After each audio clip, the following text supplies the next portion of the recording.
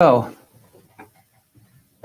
welcome, ladies and gentlemen. Welcome to the Live Free Now show, bringing you the news, views, tips, and tools you can use to live a free, prosperous, and healthy life. And we are live today to talk to you about something really important, something that I'm concerned about.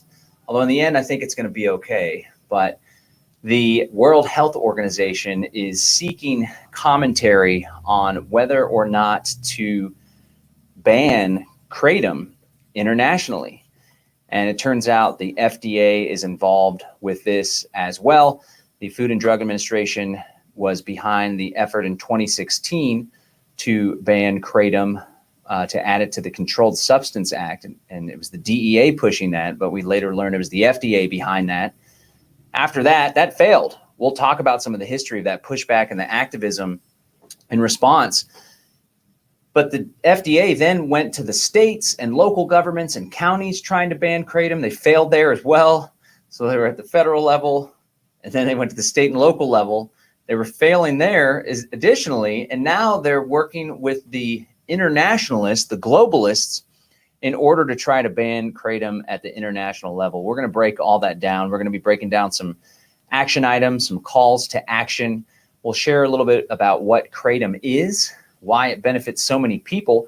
If you notice, I didn't mention kratom in the title of this video because whenever I do, my videos get banned off of YouTube and I get a little channel strike. So we can't be having that. I'd love to stay on YouTube, although you can find us also on Odyssey, which is a blockchain censor resistant.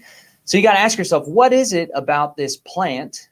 All it is a plant. It's a plant medicine. What is it about this plant that has the federal government so up in arms, so concerned, right? Specifically the FDA. And we all know that there's this revolving door phenomenon where the heads and shareholders and people on the board of directors of large pharmaceutical companies, when they exit their position in these companies, they then inhabit a position in the regulatory bodies. It's called protectionism. A lot of these regulatory agencies exist for the sole purpose, the main purpose of protecting industries from competition. In this case, kratom, a natural plant remedy, is a competition for a whole wide variety of pharmaceuticals, from opioid pain medicine like Vicodin and Percocet and fentanyl, to anxiety medicine, to ADHD medicine like Adderall. My girlfriend, I'll share her story later. She managed to quit Adderall using kratom, quit drinking as well.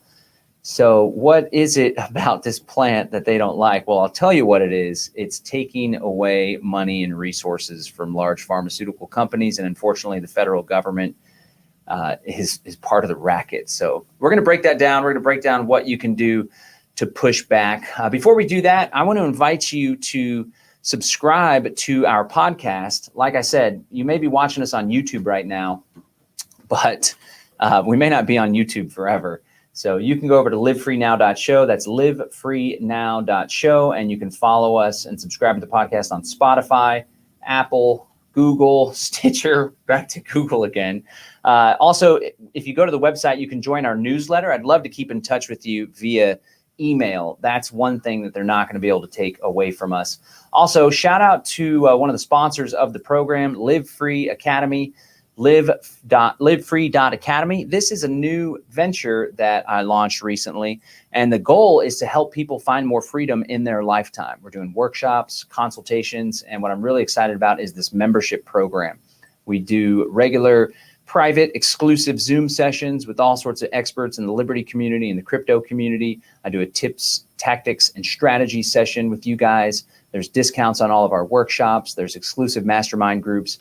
You can go to livefreemembership.com, livefreemembership.com to learn more about that. And it's a growing community of folks, again, that are seeking freedom in their lives. So very much would love for you to be a part of that. And of course, one of the reasons why I'm so passionate about kratom, I use kratom myself, right? And I benefit from it immensely. I'm going to share all of that with you as well. But really what blew me away was how helpful kratom is for so many people. There's folks that have gotten their lives back. There's folks that were formerly dependent on opioids or even dependent on heroin. And through Kratom, they managed to take control of their circumstances. And I've heard those stories firsthand, and I hear them all the time through my business, Brave Botanicals. And that's another thing I couldn't link to the website, mybravebotanicals.com. Must be blacklisted or greenlisted, I should say, on Facebook and YouTube and all that stuff. But we are giving away a free ounce of Kratom. If you head on over to FreeOunceofKratom.com, this was my pushback whenever they banned me from marketing on Facebook. I lost my Facebook advertising account. I said, you know what? They're going to try to shut me down. I'm just going to give away the Kratom for free. So all you got to do is pay $5 for shipping and handling. We'll send you a free ounce of green Mang Da so you can try it and figure out if it works for you in a wide variety of different areas. And let me break down what's happening, and then I'll share a little bit more about what Kratom is all about. I hope you like our new studio we have going here. Super excited about all that. We have been hard at work. We got producer Brad. Soon we'll have the producer Brad cam pointed over there, but producer Brad helped to set all this stuff up. So we're super excited. We got the screens, we got the whiteboard I'll be using here in a sec, and super stoked about all that. So let's break down exactly what's going on with this situation. If you head over to Protect Kratom, protectkratom.org, let's pull that up here for you. Protectkratom.org. This is part of the American Kratom Association. They are an industry association that helps protect Kratom. And they put out an alert recently that the World Health Organization, in conjunction with the FDA, was trying to ban Kratom. Now, initially, I thought, this might be an exaggeration. They've exaggerated things in the past. Perhaps they're just doing some fundraising. Who knows? That was my initial instinct. And then I dug a little bit deeper and found the entry into the Federal Register seeking public comment from United States citizens. So here's what's going down. There is a International Controlled Substance Act, essentially. Let me break this down here for you. This is the Federal Register entry right here. And in the Federal Register entry, we can see there's an international drug scheduling. It's part of the Convention on Psychotropic Substances, right? This essentially is the United Nations, putting out edicts. They're not even law, right? This international stuff can't even rise to law. And so what they're doing is they put out these edicts, and then the member nations of the United Nations, they all fall in line. We saw this through the World Health Organization putting out stuff about COVID, and unfortunately, national sovereignty is eroding in many different ways. This is just one of them. So you can see here on the Federal Register, the FDA is inviting interested persons to submit comments concerning the abuse potential, actual abuse, medical usefulness, trafficking, and impact of scheduling changes on availability for medical use of 7 drug substances. Michigrynine speciosa is one of those 7 substances, and they want people to come over and give comments. If you go to protectkratom.org and click, it's actually protectkratom.org/WHO comments, protectkratom.org/WHO comments. You can find that linked in all of the descriptions, actually. You'll be able to submit your comments. So again, the World Health Organization went to the FDA, or I think it was actually probably the other way around, and they're seeking comments, and they're going to meet, looks like October 3rd, I read earlier, this entity is going to be meeting like October 11th through the 15th. And that is when they will make their decision. It's all part of Article 2 of the Psychotropic Convention. They have this silly little body, which is ironic. The name of the body is the Expert Committee on Drug Dependence. And the irony in all that is that Kratom, a natural plant, is helping people to no longer be dependent on drugs, right? And so this Expert Committee on Drug Dependence is going to meet the 11th to the 15th this year. They're going to be meeting in Geneva, Switzerland, and they are going to be seeking input on whether or not they should ban Kratom. Now, let me break down what Kratom is for you and why this is important, because really it helps so many people in so many different ways. It's pretty wild, actually, how useful this stuff is. It's just a plant. It is, what is Kratom? Well, Kratom is It's a member of the coffee family, right? There's our little coffee mug. It's made from the powderized leaves of the kratom evergreen tree. So here we have a nice little leaf, right? It's been used for hundreds of years, if not centuries, in Southeast Asia as a folk remedy for multiple different purposes. For farmers that are laboring away in the fields, they would use it to give them an extra little boost. They would use it when they would get off of their long extended day. In America, people like to sit around and drink beer, right? Watching sports. They would sit around the fire and make some kratom tea and kind of take the edge off. Interestingly enough, it was also used to help people kick an opium addiction in Southeast Asia, which was a big problem in Southeast Asia. Just the same, it's being used in the West to help people overcome opioid dependency, which is pretty wild. It helps in a variety of different areas. All right, so let's break some of those down. It helps folks with stress, helps folks with anxiety.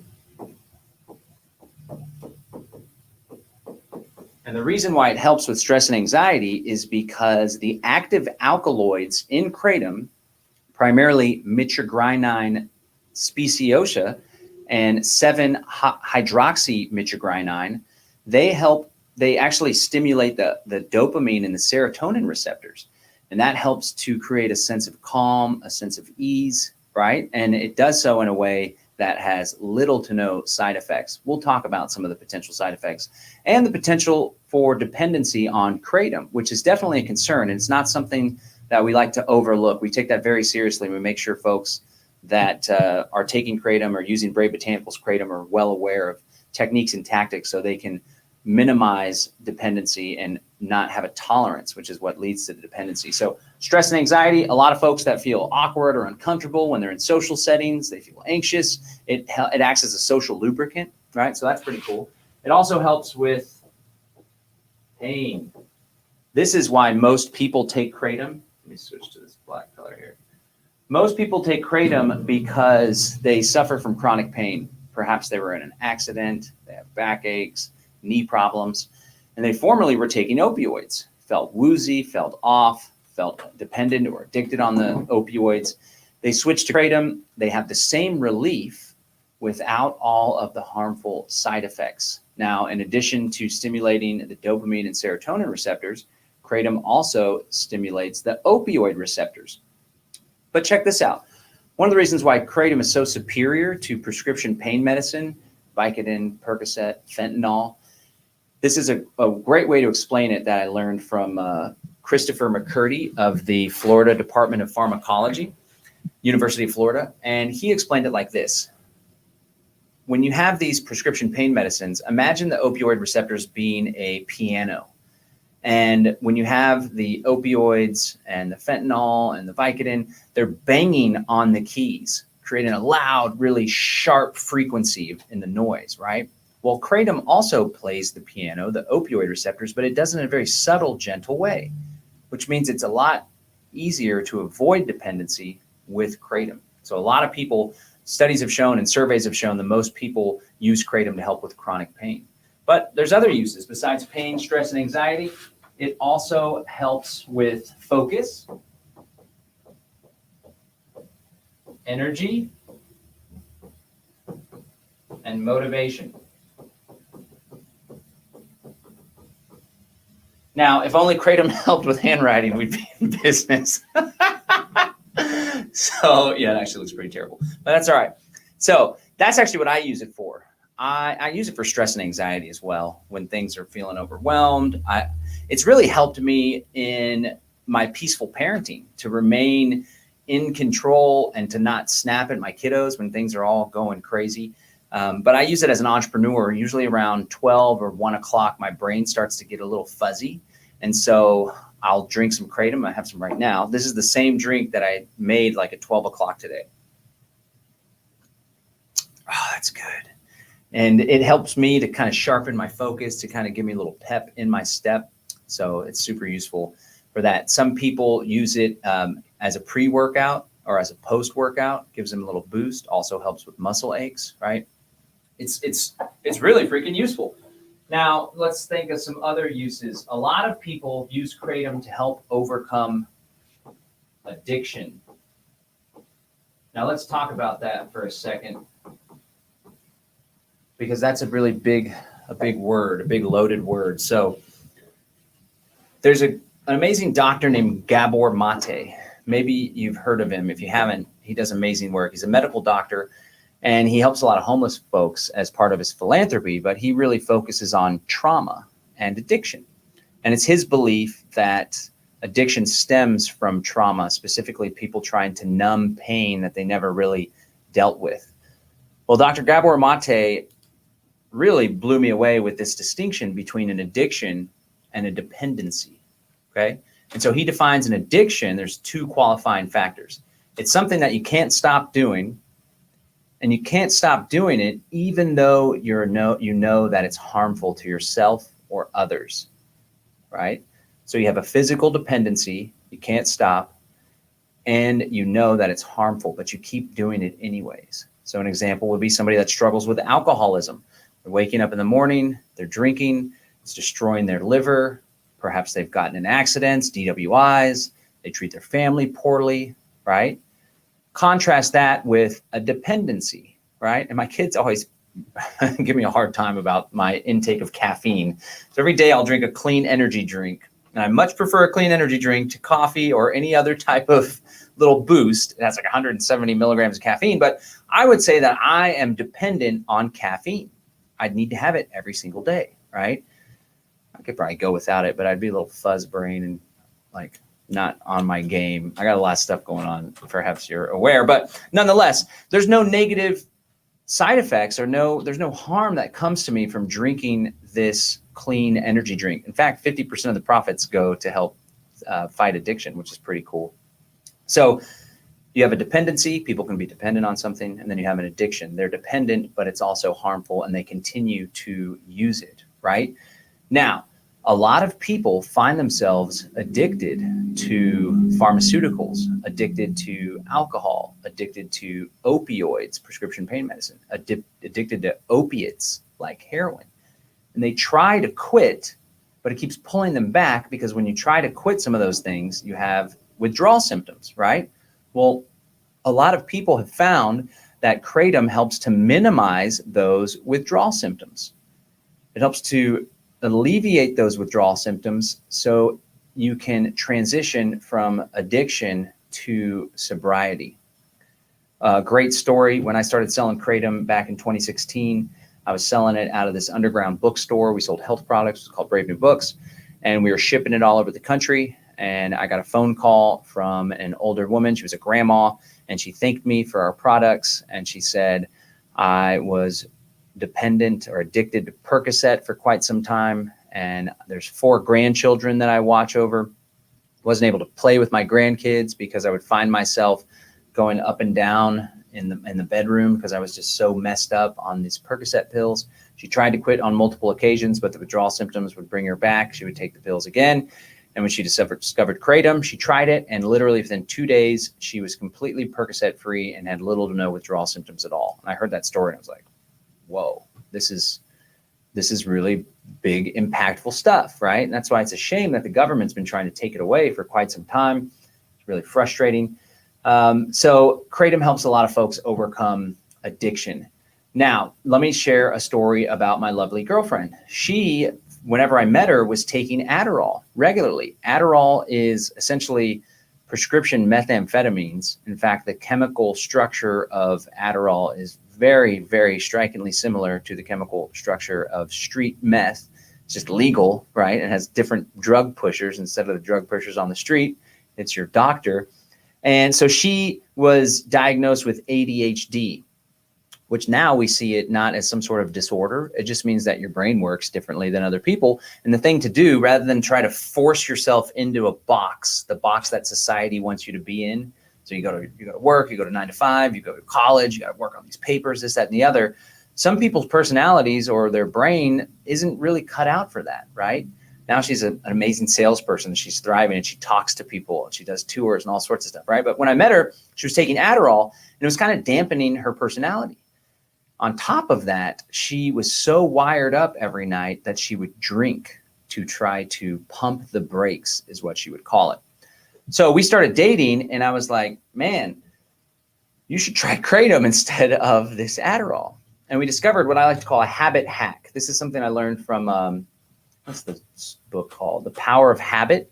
Forget the author. Amazing book, The Power of Habit. And there's these different components to a habit. First, there's the cue. Then there's the response. Then there's the benefit, something like that. Let's look it up, actually. The Power of Habit, Parts of a Habit. Because this is really good stuff, and it's extremely useful in self-improvement and benefiting yourself and changing things in your life. So let's check this out here. This is old Wikipedia. The Power of Habit is a book by Charles Duhigg. And so there's a habit loop. It consists of 3 elements: a cue, a routine, and a reward. Cue, routine, and reward. Let's go back to the board here, because this is something that I helped her to do, and I think it's something that people can do in their lives big time. So you have a cue. All right, we have a cue. We have a routine.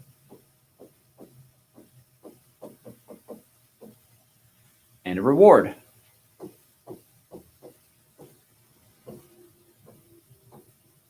So the cue is something that is like a stimulus. It's something that happens and it cues you, right?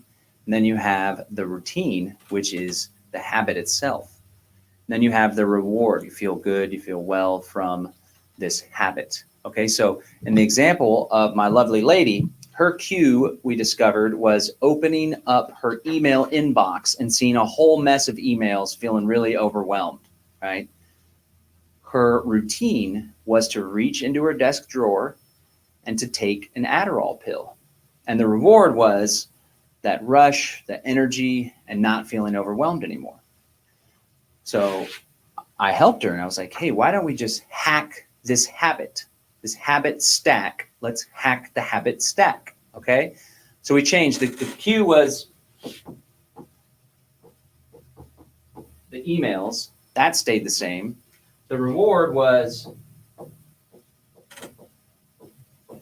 relief, right? But instead of the routine being Adderall, we said, hey, let's replace the Adderall with kratom. So instead of having the pill in her drawer, we put a bag of kratom. So she had the same cue, emails, oh my God, I feel so overwhelmed. I can't possibly do this. What am I going to do? I got so much work to do.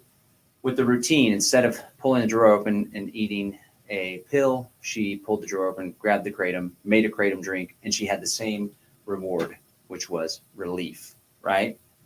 We can change this up. Let's use the example of a husband or father coming home from work and he's real stressed out, and his significant other, and the roles could be reversed, of course, but the significant other's like, I thought you were going to go by the store. You were supposed to go pick up this, that, or the other, right? So that's the cue, getting into an argument with your spouse, right? So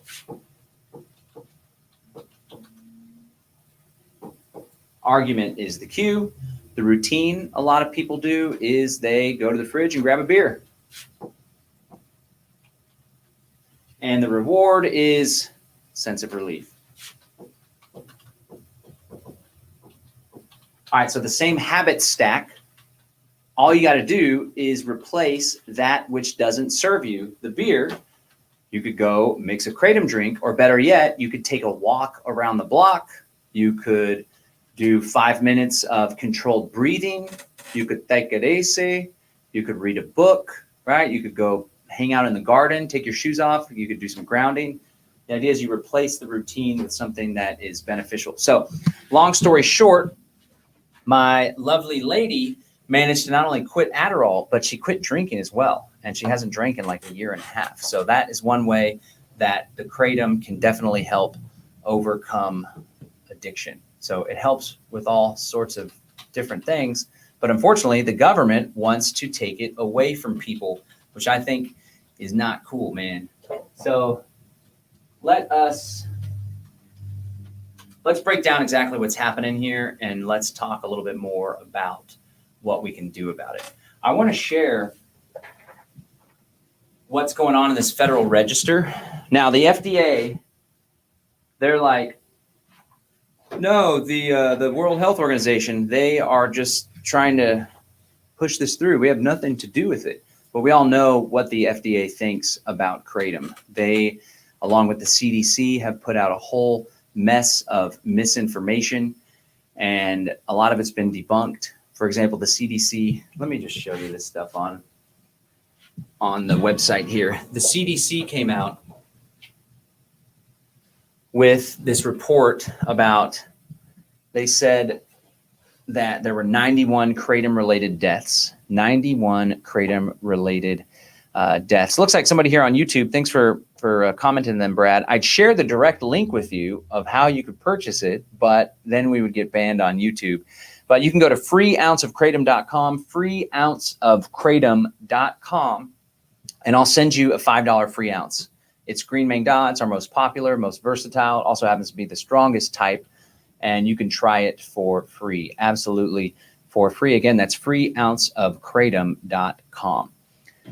So the FDA put out this report that there were 91 kratom-related deaths, right? But when you dig a little bit deeper, you come to find out that in almost every single one of those instances, there were other substances involved, like fentanyl, like cocaine, like alcohol. In one of those instances, somebody was shot. Somebody fell out of a window in another instance, or fell off a roof. So there's so much misinformation. We just can't trust the CDC and the FDA. But what's taking place right now, if you go to this Federal Register here, let me pull that up here. Again, the website is protectkratom.org. That's protectkratom.org. And you can see that the American Kratom Association has a little write-up here. Here's where you can submit those comments.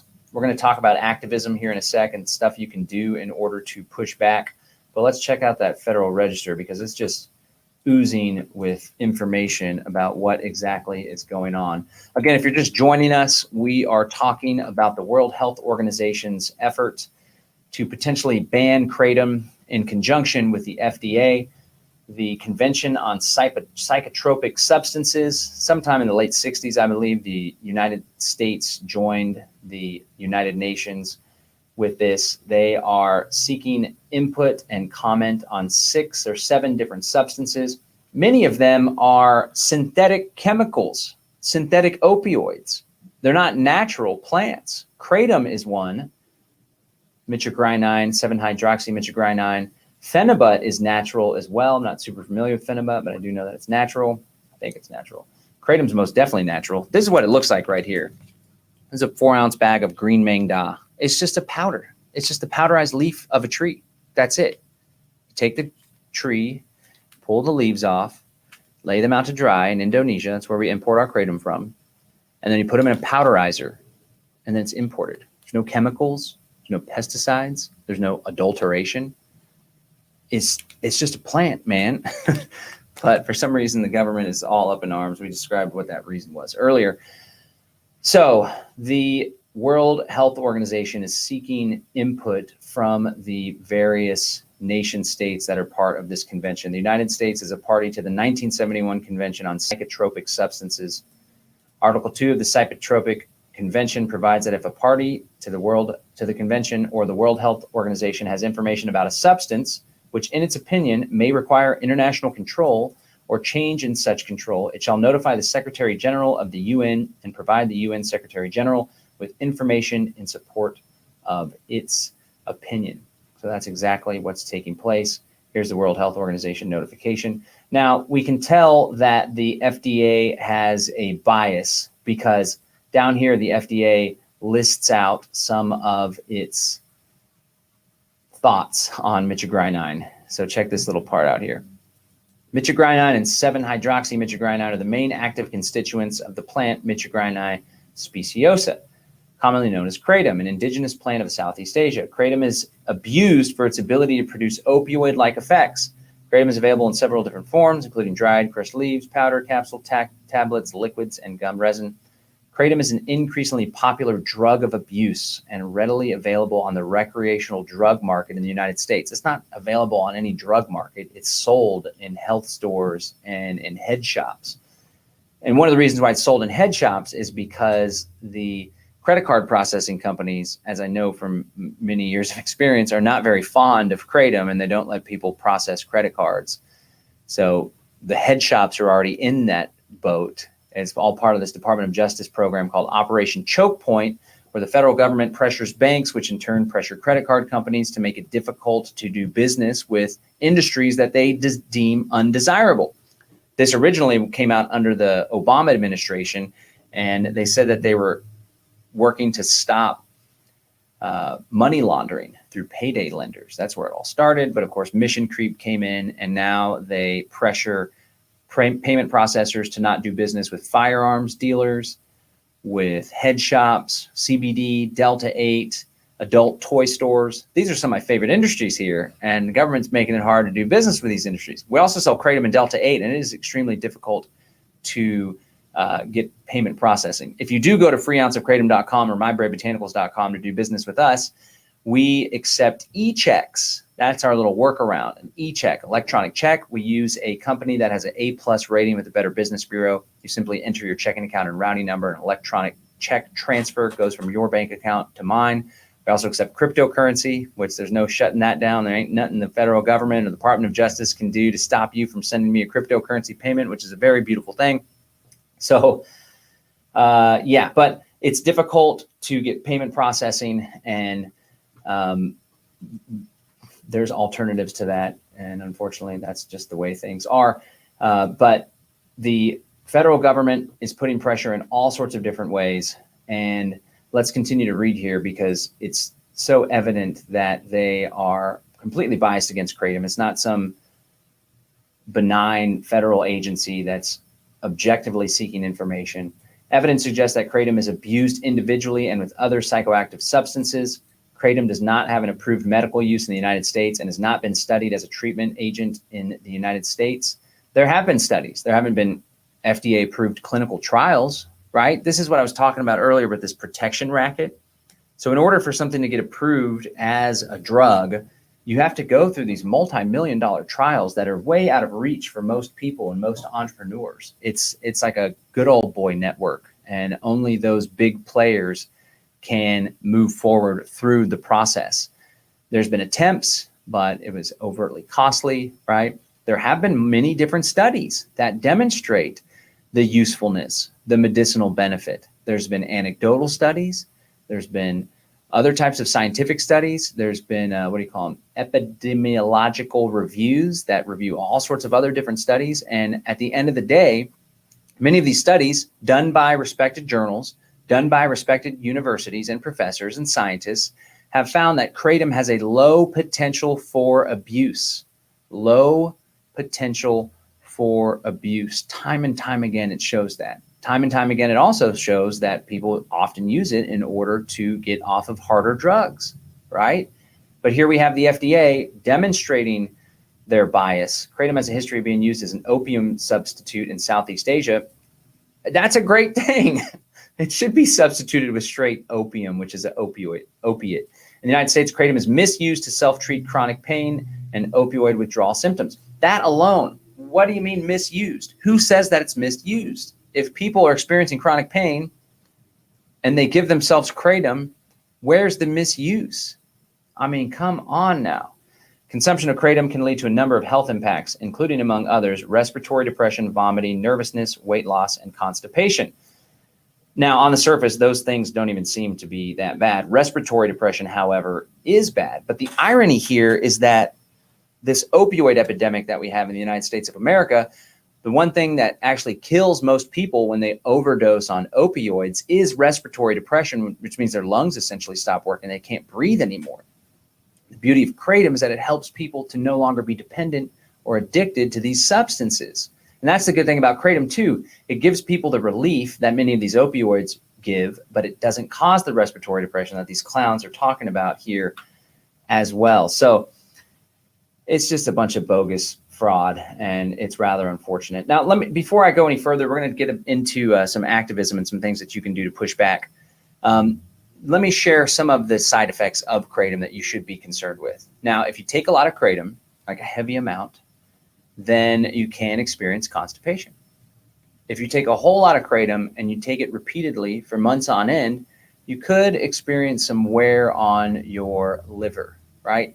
I read the FDA, they're like, kratom causes liver damage and has resulted in liver failure. And so I went to go look that up, like what's the source for this, right? A lot of people just take what the FDA says at surface value, especially when it comes to all this COVID nonsense as well.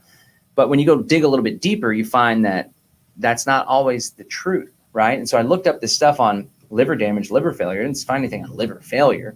I did find stuff on liver damage, and this was when people were using kratom in excess. So most people use kratom responsibly, have no issues whatsoever. There are some people that take kratom heavily. They're taking a whole lot of kratom every single day.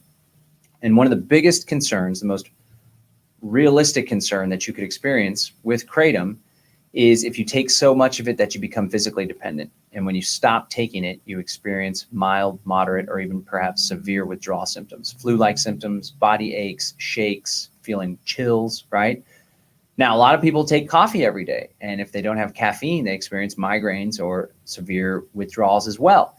But it's something to be cautious of. That's why we encourage folks to be conscious of if they're developing a tolerance to kratom, meaning if you take a moderate amount or a low amount, like a level teaspoon, start taking that every day.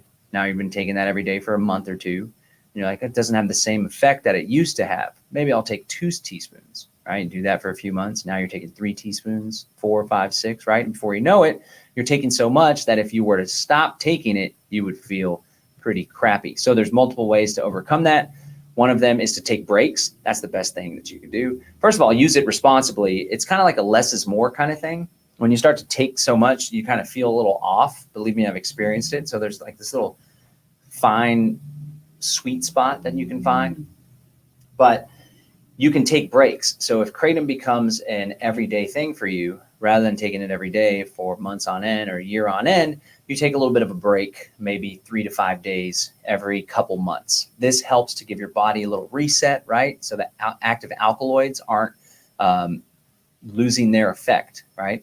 Another thing you can do is maybe instead of using kratom all the time, you mix in some CBD, right? Or some exercise or some yoga or some stretches if you're experiencing pain. Another thing, people can switch between the different types. So maybe they take the green Maeng Da this week, then they switch over to the white Maeng Da.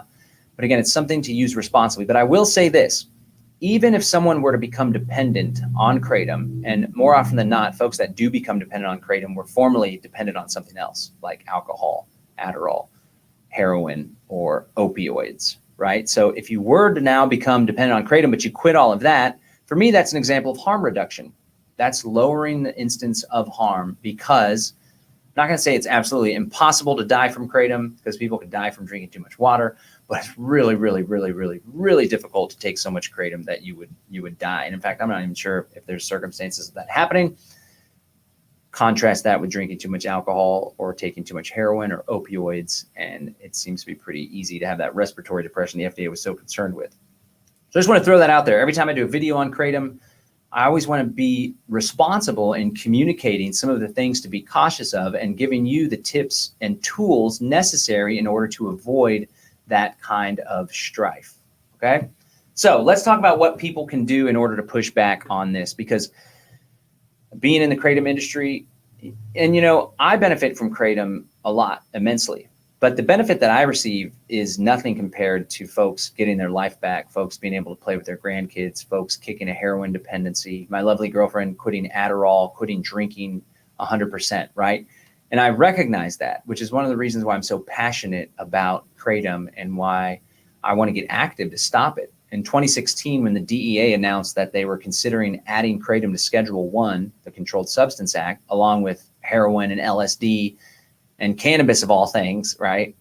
I'm with Ron Paul. I don't think any of that stuff should be illegal. And I always remember this, especially cannabis, we have an endocannabinoid system in our body. It's totally synergistic and beneficial.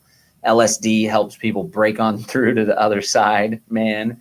And then even heroin, like Ron Paul said in this one debate, they're trying to get him in 2012. And they're like, don't you think, isn't it true, Mr. Paul, that you believe kratom should be legalized? I'm sorry, heroin should be legalized. Aren't you concerned with what would happen if that were to be the case? And he's like, would you start taking heroin if heroin was legal all of a sudden?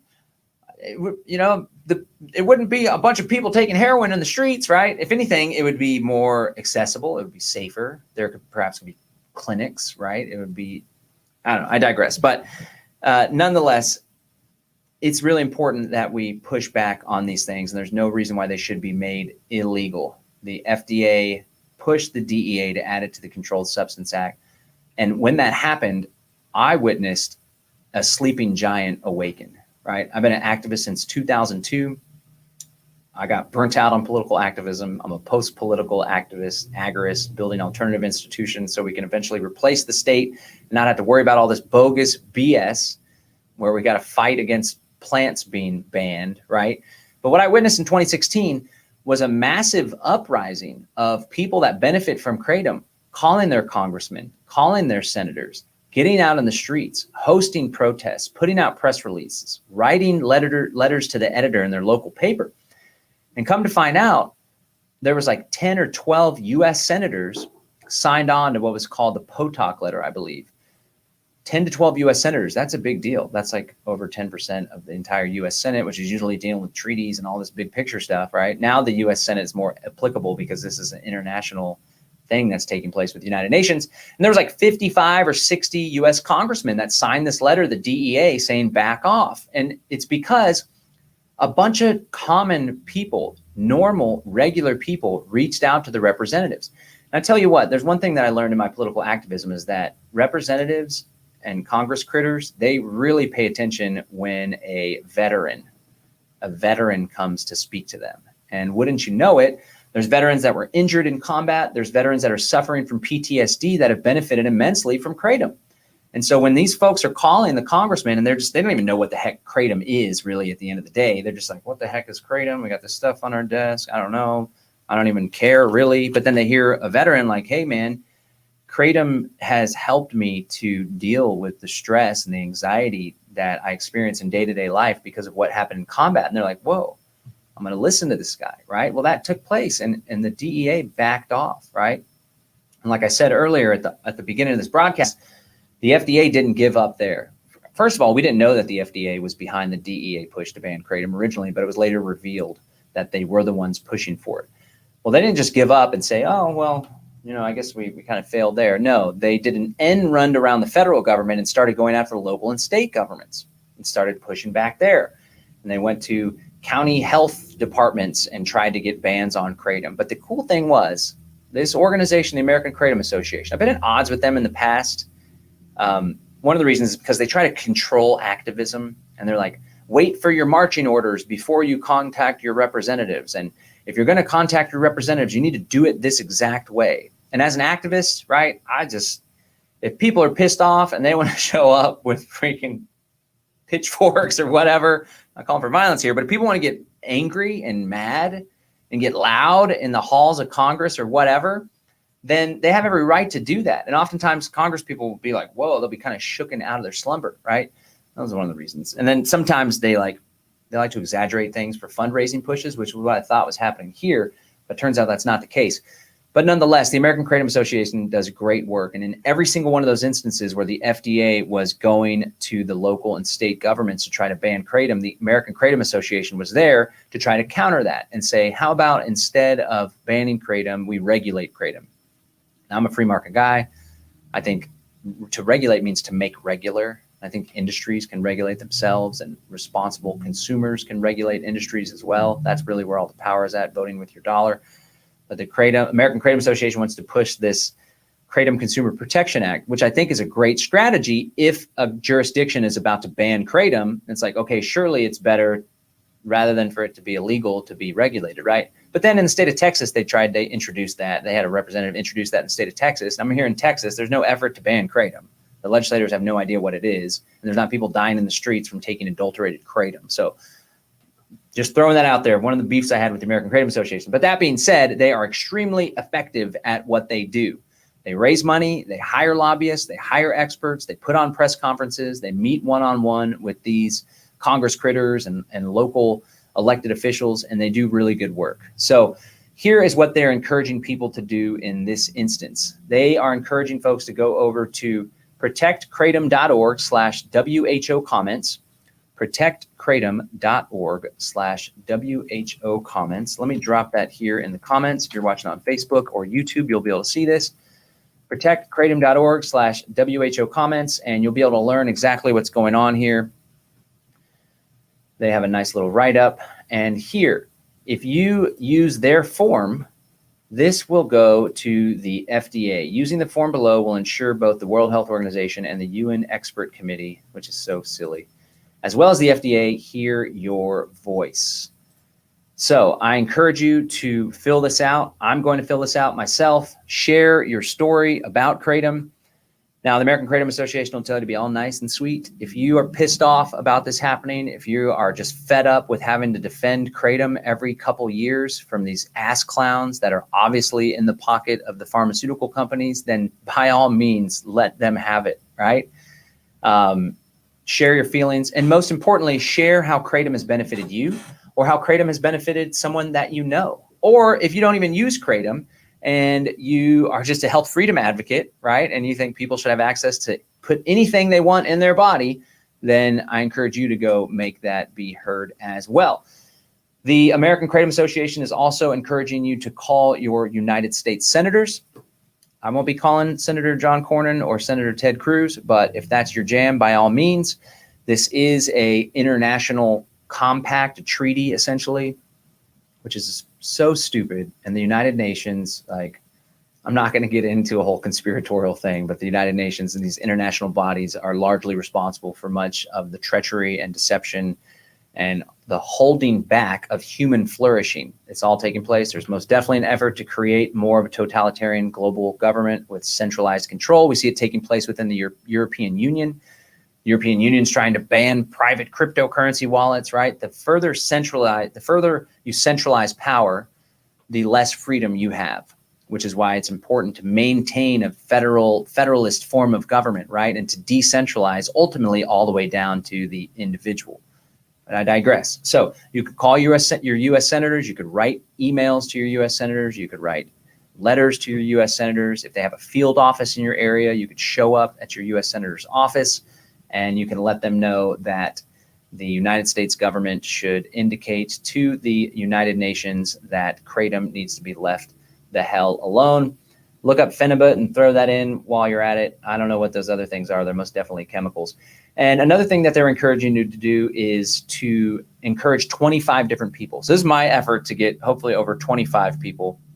I just sent an email out to the lovely Brave Botanicals newsletter list, and I'm talking to you here on the Live Free Now show. So I would appreciate it if you supported all these people, myself included, my girlfriend especially, that benefit from kratom, and you went out and did this little bit of activism. Now, this is activism engaging the system. Here's activism that we could do not engaging the system. For one, you could stock up on kratom and buy a lot of it and buy it in bulk. In fact, I just released a coupon code to my clients. The coupon code is hell no WHO, hell no WHO. So if it's your first time to purchase with us, you can get 20% off. And so I'm a prepper. I prep. I hope for the best and prepare for the worst. I've had this mindset since 2006. Back then we thought crap was going to hit the fan. We were just a year off because crap kind of hit the fan in 2007, 2008 with the housing crisis, but it wasn't this total collapse that we all thought it was going to be. But nonetheless, I've been conscious about being prepared, right? And more recently, we already had to tap into our food reserves when grocery stores' shelves were empty and when there were lines out the street. I didn't want to go be a part of that, right? And then here in Austin, we had this snowpocalypse, or snowvid, as my daughter calls it, when the whole state got shut down and the electricity failed and the water got shut off here in Austin. And it's crazy. So you ought to be prepared, but don't just be prepared with food or ammunition. Be prepared with medical supplies as well. And for many people, they take kratom daily.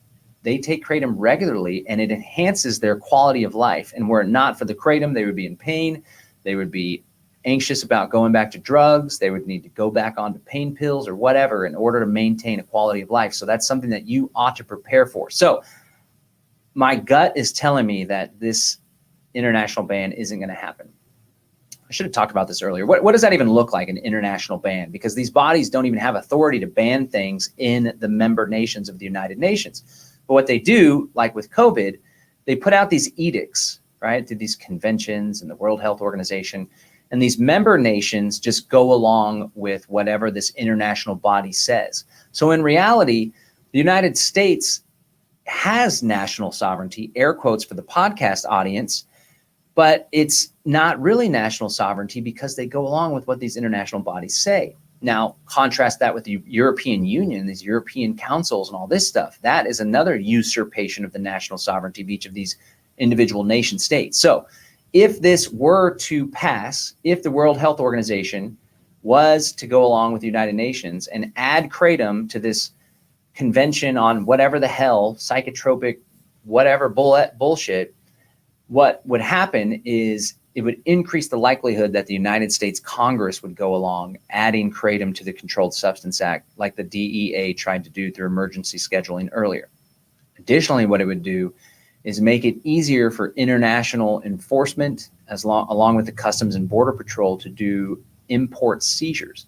Now, the FDA for years now has been putting out import alerts, encouraging Customs and Border Patrol, the Department of Homeland Security now, to seize kratom, right? Now, thankfully, I partnered with a local supplier here. This is an awesome supplier, some friends of mine. We get CBD and stuff from them, and we do business with them. And they were trying to court me to sell their kratom. And they're like, hey, we got the best kratom. You got to buy in bulk from us. And I was like, no, I'm happy with my guy over in Indonesia. Highest quality stuff you'll find. Really repetitive customers, clients, because they absolutely love it. And then one day I go into their shop to do some business with them, and I discovered that the boxes that I would receive look exactly like the boxes they receive. So they actually import it by the shipload, not entire ship, but the shipping container on a ship. Really cool. They haven't had any problems, any seizures. They got little workarounds now. That's the beauty of the spirit of freedom, because the government's like, you can't import kratom into this country, but kratom is just pouring into the country. People are still using it. It's a very beautiful thing. Freedom is very much alive and well. But if this were to pass, they would increase enforcement. They would get even craftier. They would direct more budget, more resources to stopping the international trade of kratom. So this is not good, right? But something you can do to push back that has nothing to do with the politics or nothing to do with your senators or nothing to do with the World Health Organization is stock up as much as you can right now. One strategy that my lovely lady and I have is when we go to the grocery store, we just add an extra 10 or 20% on the non-perishable items that we normally eat. So it doesn't have to be like we're dumping $700, although my girlfriend got freaked out because there was an uprising and civil unrest in South Africa, and this Cuban revolution stuff. And she's like, we need to go prep. So she ordered like $750 worth of groceries at H-E-B. And at first I was like, what are you doing? But then I was like, we've already had to go into our food reserve. So, but one strategy, if you can't just plop $750 down and buy a bunch of kratom, you can buy a little bit extra every single time that you order it, right? So it doesn't take as much of a hurt on your budget, but you're setting up a stash. Because get this, if kratom does become illegal, it doesn't mean you have to stop consuming it. It just means that it's going to be a lot more difficult for you to obtain, right? Now, if I didn't have children, I would consider selling it on the black market because I believe in it so much. It's such a ridiculous misstep of authority, right? But you can bet your bottom dollar there's still going to be people selling kratom. It's just going to be more expensive. It's not going to be as regular, not regulated, not as regular, but you can stock up. I have one client that is consistently buying half a dozen to a dozen half kilos, so like 6 to 10 kilos for me, and they're putting them in big tubs and sealable things, and they're doing food storage with them. They're doing preparedness with them. So I encourage you to do that. If you buy 4 ounces every once in a while, instead buy an extra 4-ounce bag. You can use that coupon code. That's the whole purpose of the coupon code. I hope that folks will use that for bulk, right? It's hell no WHO. Hell no WHO. You get 20% off. Hell no WHO. Consider stocking up. Consider buying some half kilos. We use 3 half-kilo combos, so you get 25% off if you buy 3 half kilos. That's 1.5 kilos. So if you want, you can get 25% off and 20% off. That's 45% off. Don't bang on that too much now, but you do have that option. And that's a nice little stash that you can set aside. Here's another thing that you can do. If you know someone that struggles with alcohol dependency, that's taking prescription pain medicine, they feel funny from it, that's stressed out all the time, that's always anxious, that doesn't feel like they can go out and socialize with you because they're just kind of awkward, socially awkward, encourage them to try Kratom. The more that Kratom becomes mainstream and normalized, the more difficult it is for the government to crack down on it. If grandma, mom and pops, your brother-in-law, everyone's taking Kratom, then all of a sudden there's going to be a much bigger pushback. So don't let it be some obscure thing that people don't really know what it is. It's starting to kind of puncture into mainstream society. Let's actually check Google search terms, see what the deal is with how many people are aware of Kratom. Through Trends is what we're going to do here. All right, so let's put in Kratom. Now, the interesting thing, there's this great thing that takes place where the government tries to do something and it ends up backfiring. So you can see when the government tried to ban Kratom in 2016, that's when I really started selling it and taking it myself. I was like, oh, the government, the DEA wants to ban Kratom and add it to Schedule 1. That's cool. What's this all about, right? So let's take a look at this little 5-year thing. So as you can see, back in 2016, when the DEA tried to ban Kratom, look how high the search of Kratom shot up. Whoop. That is what I call backfire, and they weren't even able to ban it.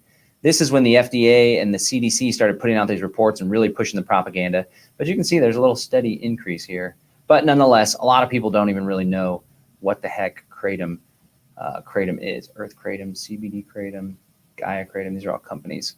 Okay, so to help us in our efforts to maintain access to Kratom, encourage people to use Kratom if you think they could benefit from it, especially if they're struggling with addiction on some hardcore stuff. I would strongly encourage you.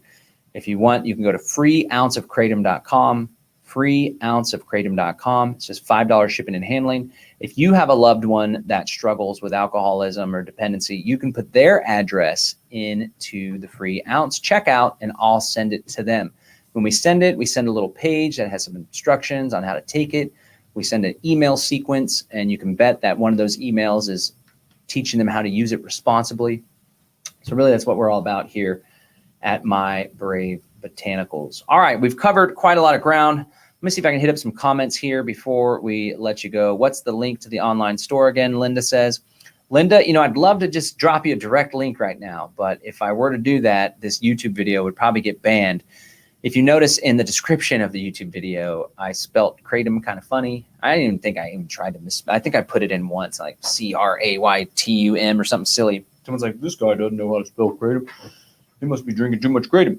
But the website's mybravebotanicals.com, mybravebotanicals.com. This is the website here. So you can come on here. You can check it out. We got a little educational stuff. This actually is a picture of a rally that I helped to organize along with these two here. They played a big role in it. This was in the Capitol. This was back in 2016 when the government was trying to ban it. But you go to mybravebotanicals.com, click here to order Kratom. And we have a wide variety of different types. Green Mangda is our most popular, Super Green Dragon, White Lightning, White Borneo, Red Relaxation. The red varieties tend to help with pain, relaxation, sleep. The white varieties on the opposite end of the spectrum are a little more uplifting, energetic, help with focus. And finally, the green varieties, they're a little more versatile. In larger amounts, they're good for pain. Smaller amounts, they're good for stress and anxiety. They help to take the edge off, I like to say.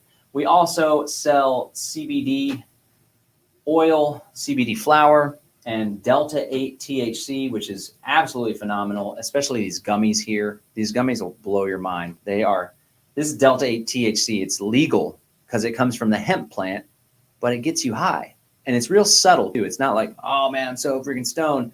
Although if you're a lightweight, you could get pretty stoned. In fact, I like to take a third of one. They're 20 milligrams, but it's not like Delta 9 THC. It's a little more subtle. So that's the website, mybravebotanicals.com. You can also go to FreeOunceofKratom.com. That's FreeOunceofKratom.com. I want to thank everybody for tuning in. The Erie Fairy says Kratom is a miracle plant, not pills. All about that. Most definitely. Ronnie J says, I'm so angry. My employer is forcing me to take weekly COVID tests. The whole purpose of weekly tests is to inconvenience me and make me give into taking a jab. Well, Ronnie J, I would like to encourage you to head on over to livefree.academy, livefree.academy. And as you can see, one of our 3 focus areas is financial independence and entrepreneurship.